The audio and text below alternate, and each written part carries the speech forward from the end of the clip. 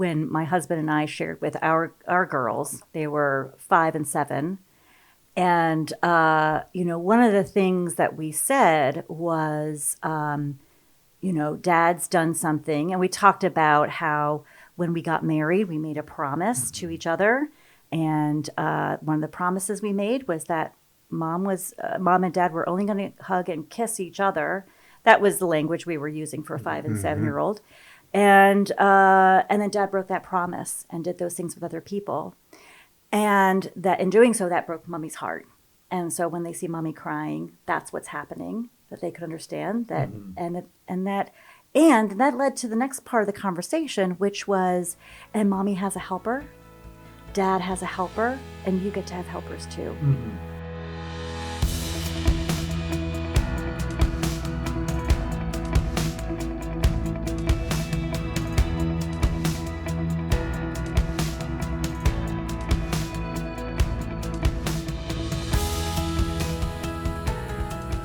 Welcome to the Faithful and True podcast. I'm Randy Everett, your co-host, and we are back today with our regular host, Greg Miller. Greg, how are you? I, again, doing well. Just happy to have you here again today. And we have a very special guest today from the team here at Faithful and True, Alexis Greeves. How are you, Alexis? I'm doing great. Yes, Thanks you for joining us today. We have been eager to have you on the podcast, and we have come up with a subject. I think you brought the subject to us, didn't you?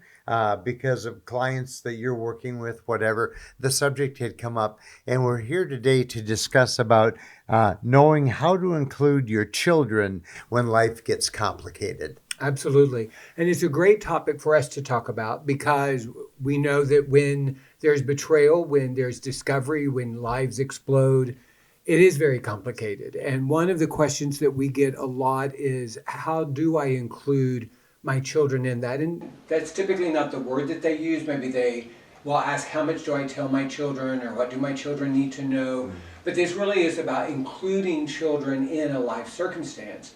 So as we get started, Alexis, just tell us a little bit about how you got interested in working with children and adolescents and also working with families. Yeah, great. Thank you. Great question. So I am a licensed professional clinical counselor, and I'm also a play therapist and supervisor. Okay. And I've been doing this work now for 25 years. I finished my master's in 1999, so this last year was a big celebration for me, 25 years in a career. And pretty much from early on, I knew I wanted to work with children. My journey with it was initially, I really loved working with kids, and I really wanted the parents, especially early on in my 20s, I wanted the parents to stay out in the waiting room in my clinical work. It was like, yeah, what, don't you have shopping to do? Kind of leave your kids here and go on and do your thing, and I'm going to kind of do my thing with your kids and send them back to you. But I found that certainly when I became a parent, and then just as I learned more about attachment and attachment theory, and I learned more about trauma, I started realizing, actually, absolutely not. I need the parents in the room with me. I need the parents to be part of the agent of change and healing for their children. Absolutely. And so now I rarely have the parent not be in the room when I'm doing my clinical work. I absolutely need them in the room. There might be some circumstances here and there, but especially for and the younger the child, the more necessary it is. Absolutely. And so part of my visioning when I do family work is to really see the parent as the secure base and the safe haven for the child. Right. Have you got a preference in the ages of working with the children? I mean, is there a minimum or a maximum as far as working with the kids? Well, I'll tell you, when I'm doing work with the parents, I can go as young as 3 years old. Okay. And then, when it comes to the upper age, one of the things I think about is, I don't necessarily think about the chronological age of the child, but I'm thinking about the emotional age of the child. And we all know people like this. I might be working with a 15-year-old, but emotionally that child is 8 years old. Right. Sure. And so that's the part that needs the healing, is that 8-year-old. And so I'm like I would another 8-year-old child, I would still invite the parent into the room. Yeah. One of the things that's true is when we are growing up in a home, we are really very powerless to change those dynamics. So it really is about, if there's a family system, having the people in the conversation that can change and influence the system, I think is really an important part of that. I once heard someone say that all working with adolescents is really working with families and trying to provide the support, the direction, the coaching that may be needed to help to create a safe environment for the child. That's right. So let's start by talking a little bit about what are some of the factors that you see that help to create a safe environment for a maybe challenging conversation or a complex conversation, whether it's in your office or it's in the dynamic of the family itself. Yeah, great. I really love that you talk about this, you use this word safety, right? Because I think safety is primary. We can't do any other work if we are, any of us, feeling like we're under threat or there is danger in the room or in the relationship. But the thing about safety is that it really is subjective, isn't it? Right? Like, we can be in a circumstance and we could be on a roller coaster together and you're thinking, oh, sweet, this is going to be fun. And I'm thinking, I'm going to lose my life in the next 5 minutes. Hold on tight. Yeah. Right? Like, this feels very unsafe. And so I think when I think about safety, I think to myself, the parent's ability to attune to the child, to recognize and to be really concentrating on the child's body. I think one of the things that might be true for a lot of adults, for a lot of parents, is that we live most of our life in our heads, right? Or at least we might be valued for how we think, for our kind of cognitive and intellectual abilities. And I think we think too often that that's how children interact in the world, or that they need to, without kind of recognizing that developmentally kids really interact in the world in their senses, in their bodies, in a very embodied way. And of course, we can see that with a 2-year-old. But we might say, 9, 10, 11 years old, you need to sit still. I've got something hard to tell you. And so my need is for your body to do X, Y, and Z, or for your eyes to be on me, rather than thinking, actually, what does this particular child need in order to hear some very difficult information. Right. Well, and I think that part of what's true is we've created an academic situation that focuses on the cognitive and also really reinforces that auditory is the best way to learn. So there's so much lecture and sitting and being quiet. And I know that for a lot of the men that come through our workshop who were either diagnosed or not diagnosed with ADHD, part of their pain is the challenges that they felt sitting still and listening, and that being their academic experience. And I think, I love what you're saying, because if we're not careful, we can interpret that as children learn best or listen best when they're seating, when they're listening, when their eyes are on us and that type of thing, versus really attuning to where the child is. Right. I think one of the things about safety, and you've alluded to this, is that perception word is very important. That sometimes we perceive ourselves as unsafe, but really we're safe. And there are other times we perceive ourselves as safe, but we're actually unsafe. Because early in our life, safety was confusing, or safety was presented in a distorted way. And so here we are as adults still trying to figure out what safety might be. But I like talking about safety as a perceived threat. Anytime we perceive that something is threatening, then that challenges our safety. And I think one of the things that makes it so complicated when life is difficult, and kind of the context I'm thinking of is when there's been betrayal and you're wanting to include your children in what's going on, and when there's been a death or there's a significant illness, there's everything in us as parents that believe our job is to protect our children from this. And it really is a new way of looking at it, to say, actually, it's our responsibility to include our children in this. Right. And safety is found in the inclusion, not the exclusion. Absolutely. I think that is very much the perception, or the way that a lot of parents think, is I need to protect my child from hard information.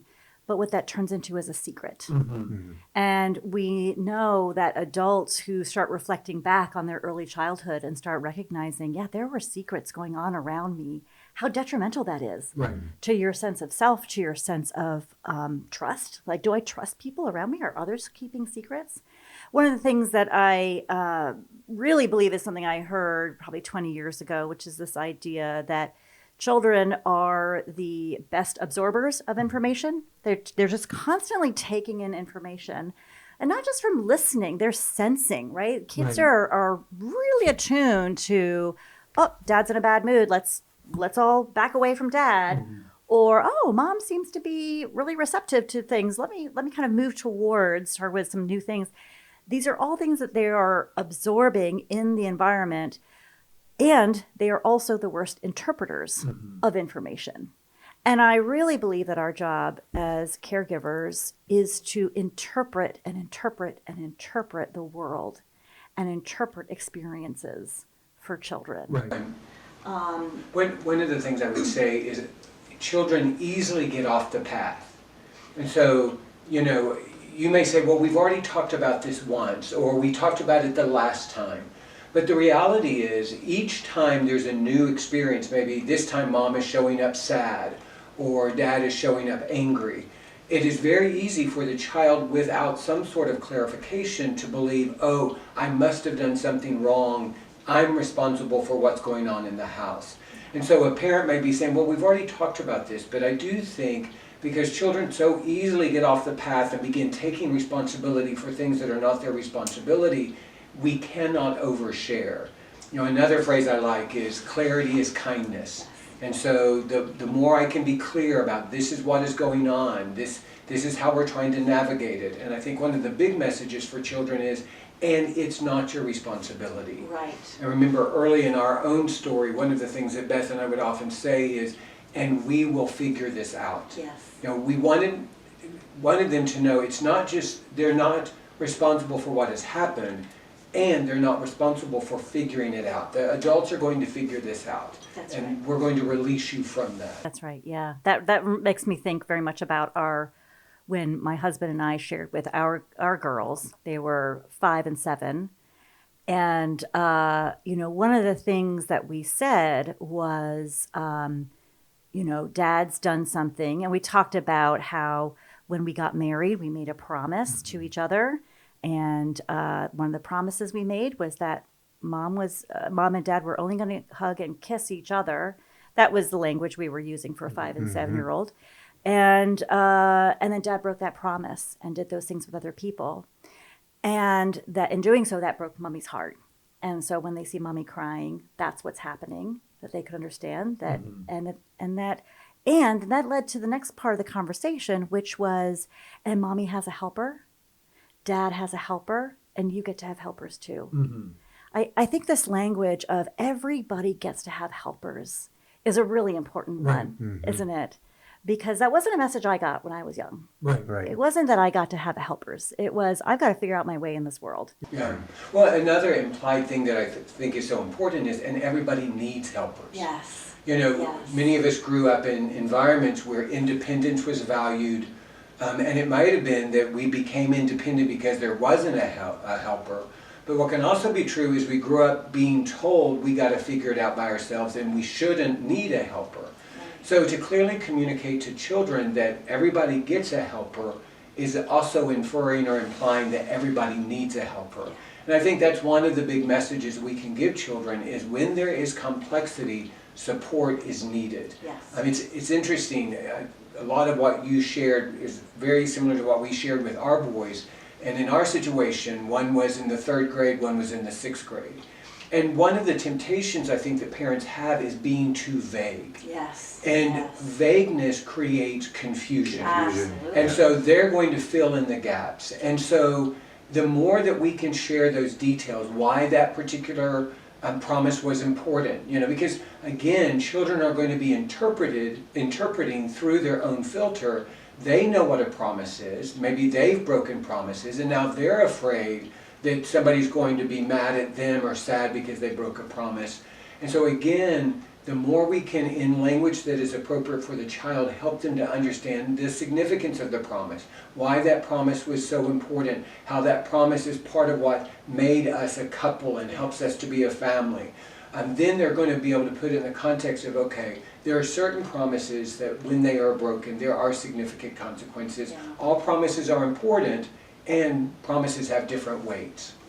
Yeah, exactly. Which is also why, as you mentioned earlier, why it's important that this isn't just a one-off conversation, right? Because developmentally, my children were in one place when things came to a head, and now they are in a different place. And so we've had to have lots of different. Do you remember when?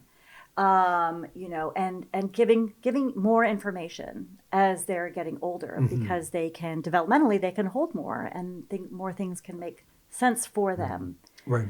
I do think about the fear that a lot of mothers that I interact with have around telling their children. One of the things I hear is, I don't want them to, their father is their hero, let's say it that way, right? Yeah, Their father is yeah. their hero. And I don't want to tarnish their view.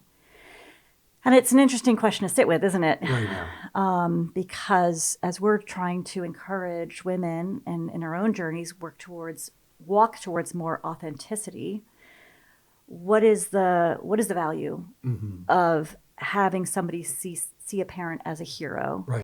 Well, I would even say, what is the danger of having a parent be a hero? Yes. One of my phrases is, in our stories, there are no heroes, there are no villains, there's just people. Yes. And so I think part of what we're wanting to do is to create an environment where I can have relationship with the parent, and in order for me to have a relationship with the parent, I must see the humanity of that parent.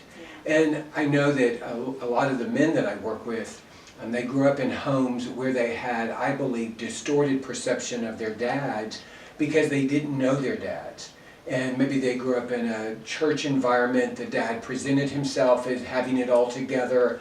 I think this is especially true when the dad was in some sort of leadership position at the church. And so the son is dealing with all of this chaos. He doesn't feel like he could talk to anybody about it. He doesn't believe that his dad would understand because his dad seems so untarnished.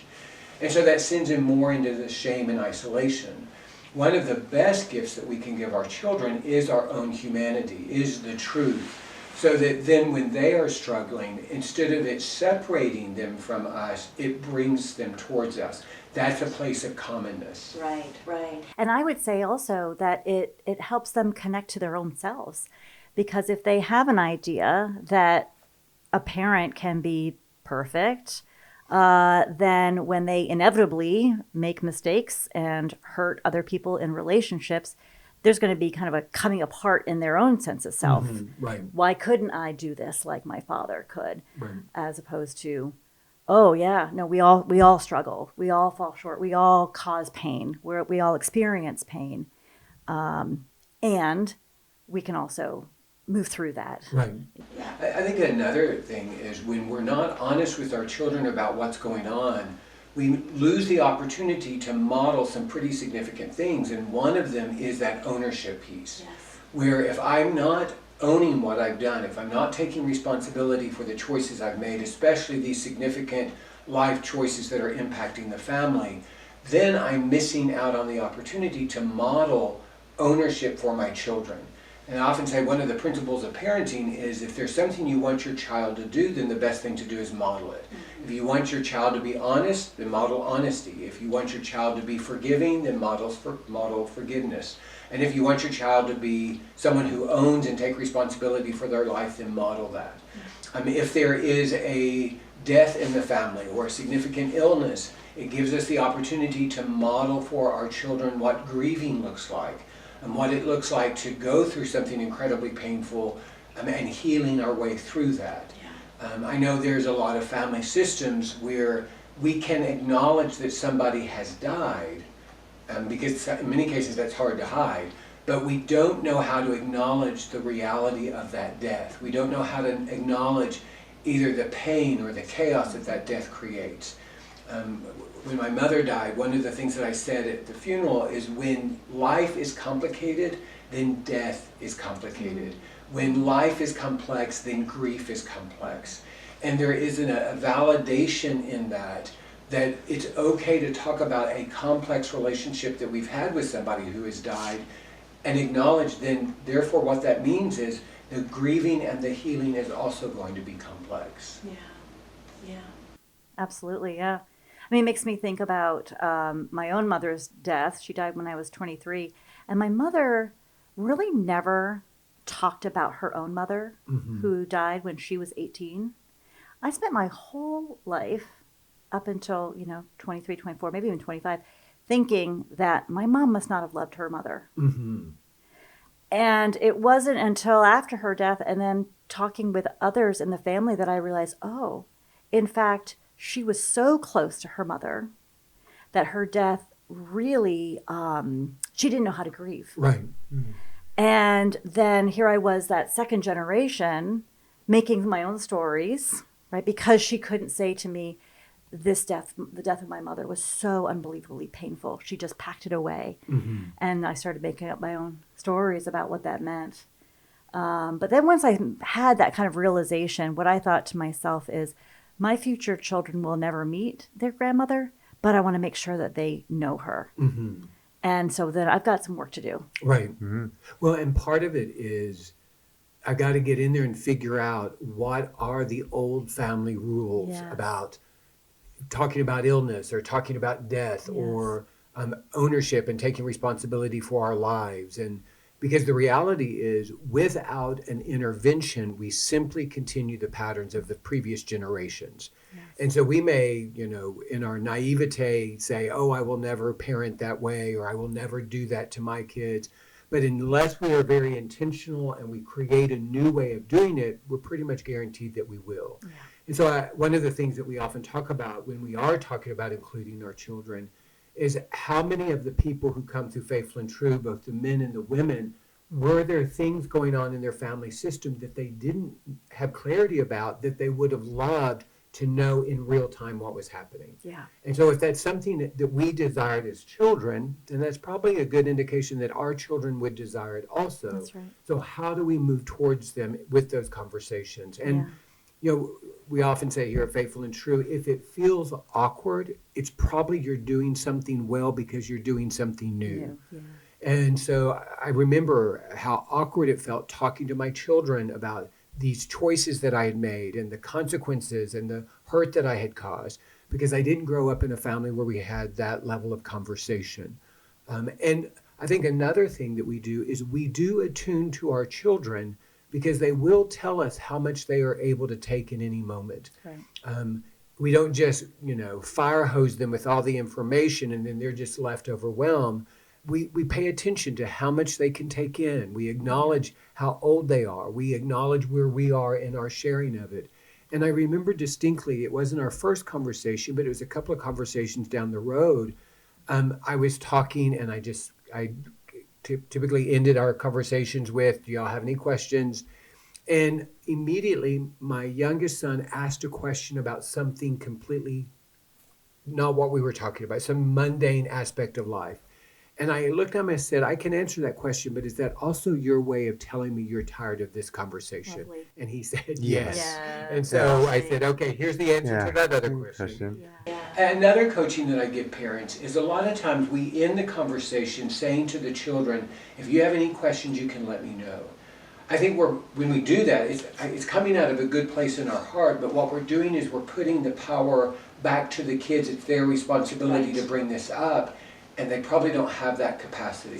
So every time you end a conversation, you let them know, hey, just to let you know, I'm going to bring this back up. We're going to talk about this again. And we're going to just include you in all aspects of the conversation. So that means if grandma or grandpa's in the hospital, we're going to let you know that we're going to the hospital.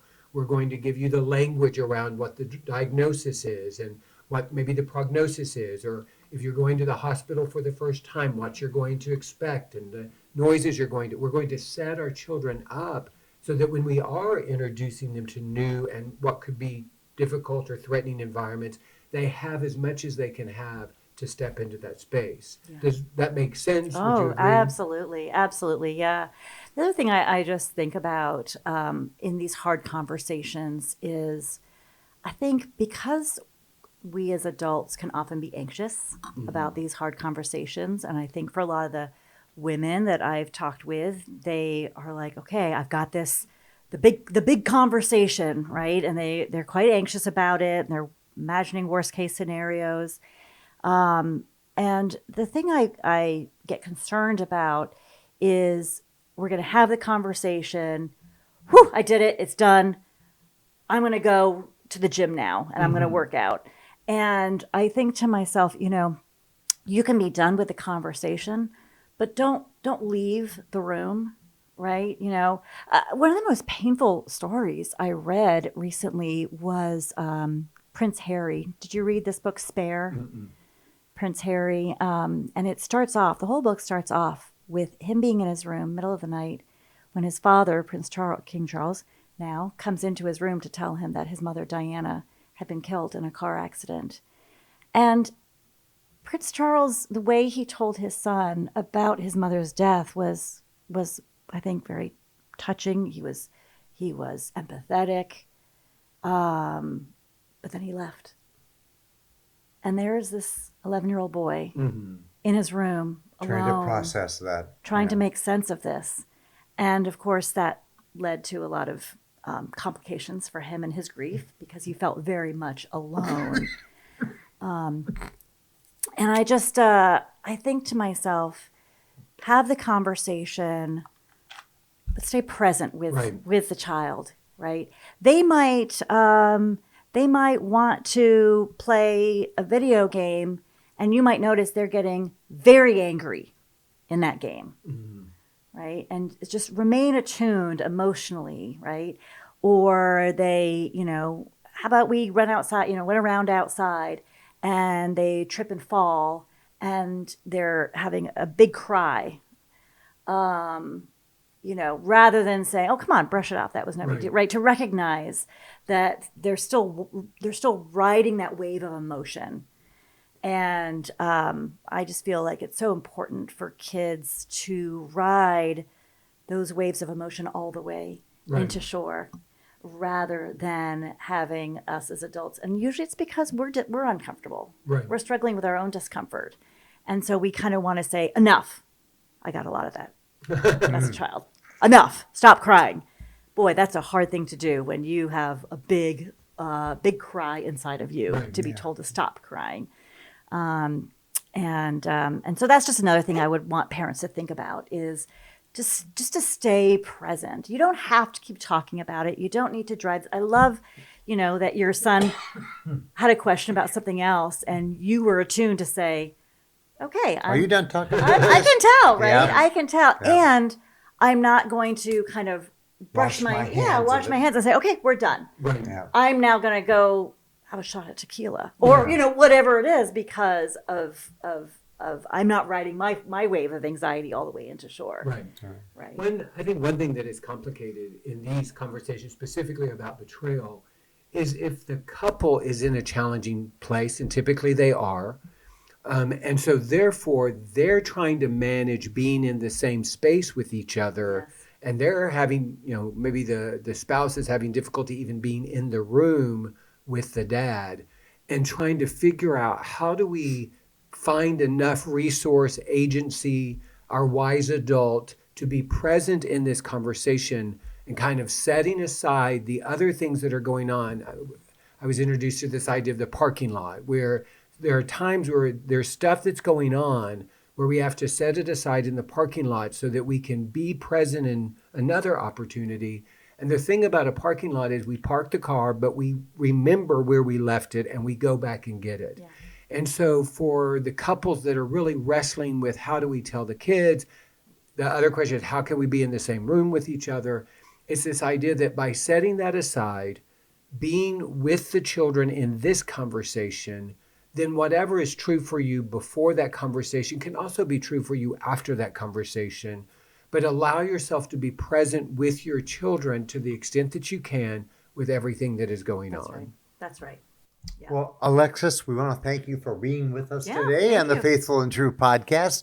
We the time just flies by when we get on to a great subject like this, and we so appreciate you sharing with us today. For all of you that are listening and watching, we hope that today's podcast has been beneficial to you. We also hope that if we have opened your eyes to some situations in your life, we invite you to visit faithfulandtrue.com, where you'll find lots of resources on our website. You'll find over 550 podcasts like this one. And we also have all of the information and online registration for our 3-day intensive workshops. We do the men's workshop every month. We do the ones for the spouses and for couples on a quarterly basis. So check out that information and feel free to call our office at any time. In the meantime, we hope that this coming week for you will be a week that's filled with many blessings and with great vision.